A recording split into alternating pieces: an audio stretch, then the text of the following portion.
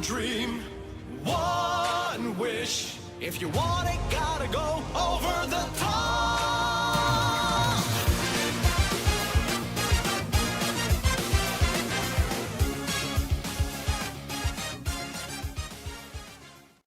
Hey everyone, Connie here, and welcome to my blind reaction to One Piece, episodes 930 to 933.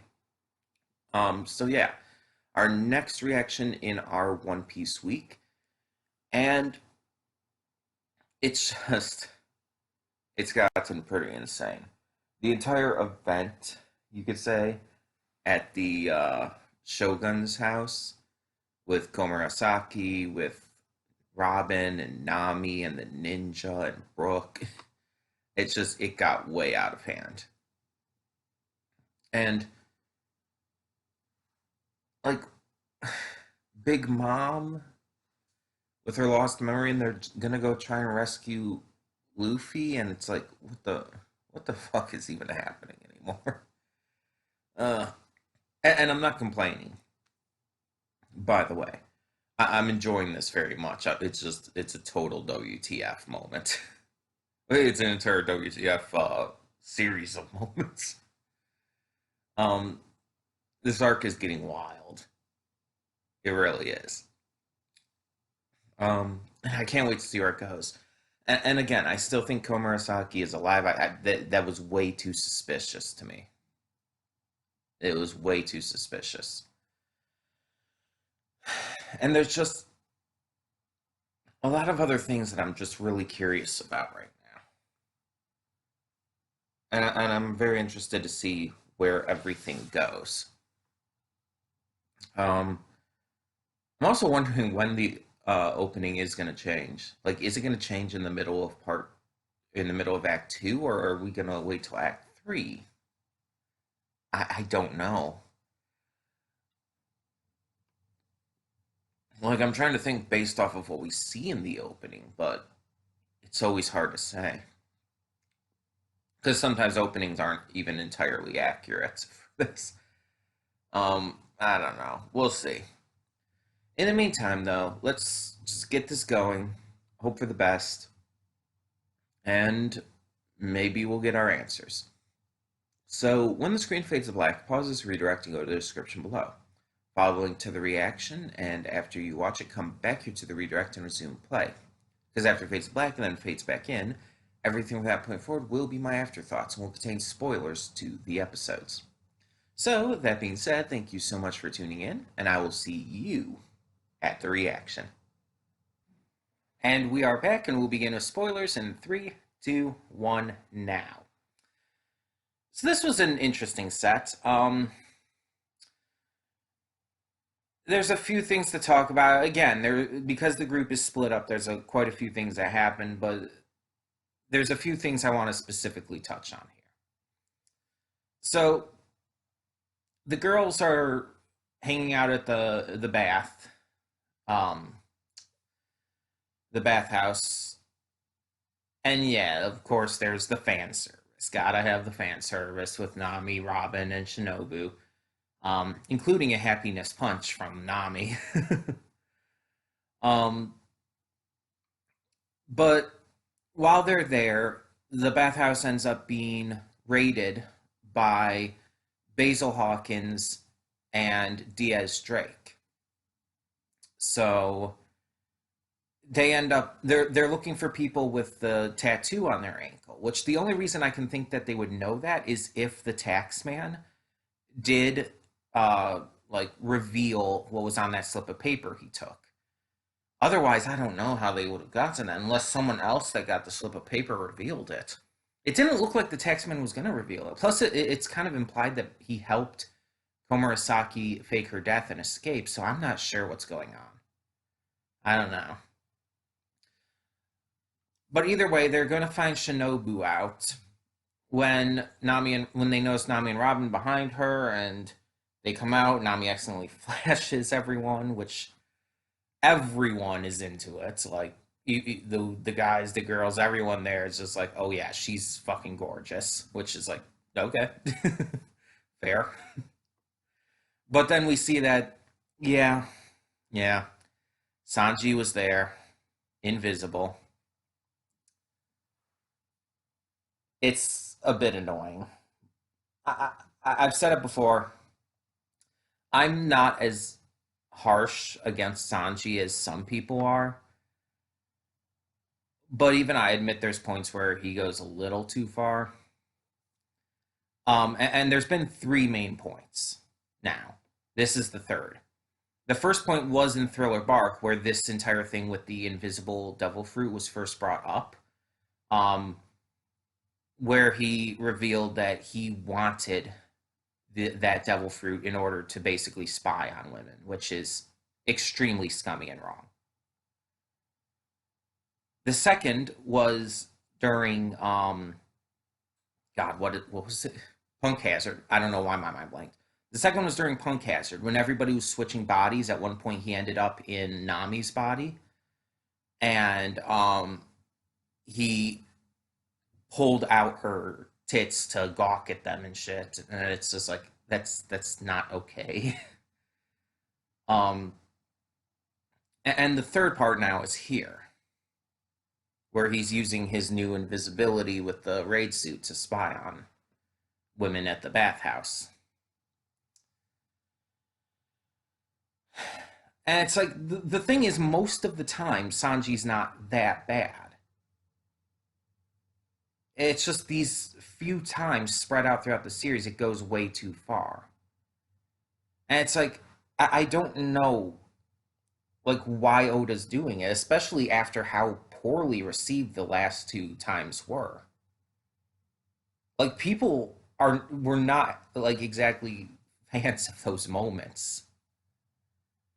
A lot of people were actually extremely upset at those moments because they went much further than Sanji ever goes normally, and it's just like it almost seems out of character for him. Well, maybe out of character is the wrong way to put it, but it's just going too far for what he normally would do. I guess is a better way to word it. Um, it's just Sanji shows throughout most of the time like more of a chivalrous aspect and a little maybe a little too much at times, but most of the time he never would do anything to hurt a woman, to insult a woman, to abuse or do anything sexually wrong to a woman. But then there's those couple times where it's like it's just borderline sexual assault, and it's gross and it's like weird, and it's like, again, I don't know why Oda did this again after how poorly it went the last time. And again, we'll probably see as it continues. It's like he'll be fine most of the rest of the time. It's just I don't know. I don't know. But either way, um, so Hawkins and Drake, both being from the North Blue, recognize Sanji's raid suit from the stories. Uh, recognize him as Jeremy 66 and everything. They attack, but he escapes with the girls, and they just continue on. Luffy is continuing to try to escape and everything, helping Boss Hyogoro. And it's not going the best, but it's not going terribly either. Raizo ends up finding, after getting the key, which he thinks is going to help Luffy escape, he ends up finding his friend, another samurai, who we saw once before during this second act, briefly. But they have a little conversation. And then Queen arrives. And Queen's apparently a performer, which I guess we didn't see anything about before. But he puts on this little song and dance number, and then, like, when he sees that Luffy's trying to escape and they catch him again, and it's like, oh, we're going to have a sumo fight. Let's have a sumo fight. Oh, by the way, I'm going to unlock your cuffs. But you have to wear this collar, so if you step out of the sumo ring, it'll chop your heads off and possibly blow them up. That was unclear. It definitely looked like it exploded. but it at least chops their heads off. And so he's making Luffy and Old Man Hio fight against all of his followers and stuff. And Luffy's kicking their asses, of course, because he now can use his powers and full strength and whatnot. So it's like, no problem. While that's all happening, Zoro is trying to find who took his sword. And he finds him on a bridge. A snow-covered bridge, he finds this weapon collector who had taken Shusui to bring back to Ryuma's grave. Zoro decides to fight him in order to get it back at first, and then kind of as more of a principle of fighting him. They fight for a bit when all of a sudden Zoro is distracted by the cries of a woman, and we see it is Komurasaki. I was right. She is alive. Like, again, it was just super obvious that just everything about that scene is like, okay, no, she's not dead. And I still think it's very obvious that the tax man, for some strange reason, is the one who helped her fake her death. Again, I don't know if he's a spy for the good guys. I don't know if something else is going on. I just don't know. But that's the only thing I can think of. But she escapes with Otoko. And so we see them running through the snow here, being chased by Hitokiri Kamazo, this mysterious scythe-wielding killer. And he's trying to kill them because he's a killer. That's what he does. So Zoro ends up defending them, fighting against Kamazo. But the sword collector, the weapon collector, fights as well against Zoro, and it's like he's kind of between a rock and a hard place. He tells the weapon collector, "Wait, I'll fight you, but just give me a moment here." And so he chooses to defend the honor of the woman and child he doesn't know, but still his honor code and everything. And all he asks for is food and sake, and only after they offer, only after Komurasaki offers, does he actually ask for that. Prior to that, he's just like, "Oh, I can't just let you get attacked here." He only asks when it's offered, so I can still appreciate that. It's still honorable.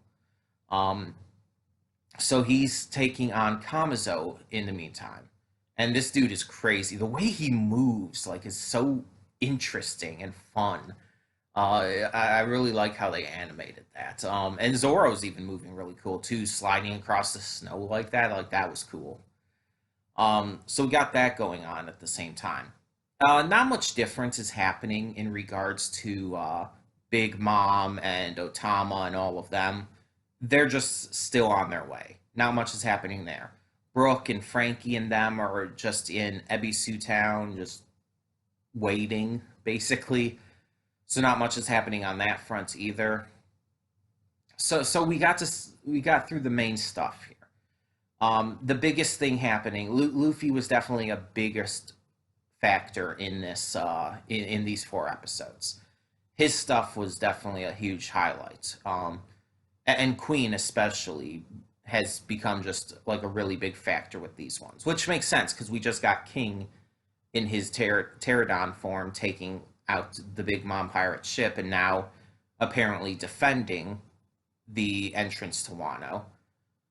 So of course we got to have Queen now enter the play, because again, we've already had Jack join in the fun, so now we have to have Queen enter the fray, and he's showing how strong and interesting he is too. I assume that with this sumo fight, he is eventually going to get in. Like, he's probably the last line against Luffy here, but will he accept Luffy's entire challenge of, if Luffy can beat him, they'll let him go?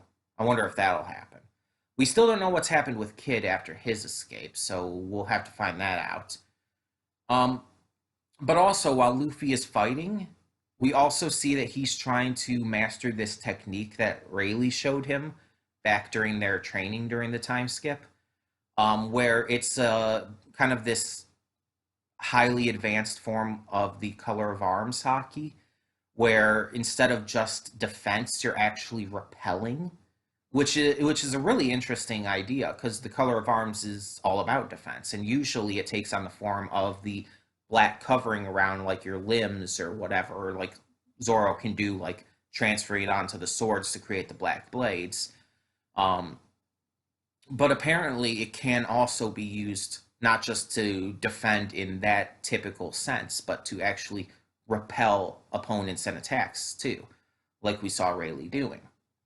So Luffy's trying to master that as well because he believes that if he does, he can defeat Kaido with that. That is kind of a key to defeating Kaido. Which, fair enough, it'll definitely help. um, so I'm kind of thinking he probably will learn that, but I don't know if it'll be by the end of this sumo fight or by the end of the arc. We'll have to see. But yeah, I'm glad Komurasaki and Otoko are okay, and I'm glad that Zoro is protecting them at the moment because he's definitely trustworthy to do so. He's one of the one of the few in the group who doesn't actually know who they are right now, because he's been just kind of on his own doing his own thing for a while. So he doesn't even know who she is, like even as Komurasaki. Because again, I'm still convinced that she's Hiyori. It just everything is hinting at that. Um, he doesn't know who she is at all, though.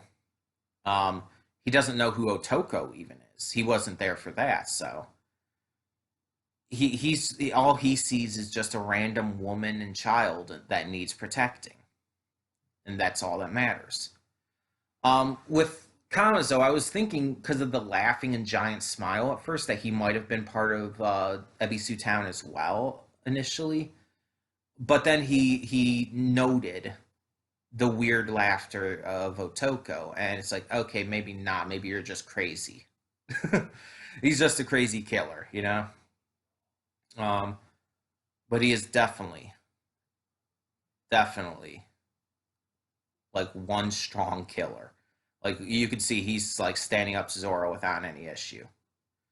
Um, but tell me, anyways, in the comments below, what you thought of these episodes. What did you think of just everything that happened with Luffy, Queen, the killer Kamazo, all of it. And thank you so much for continuing to tune in. So for now, I'm Connie and I'm signing off. See y'all next time.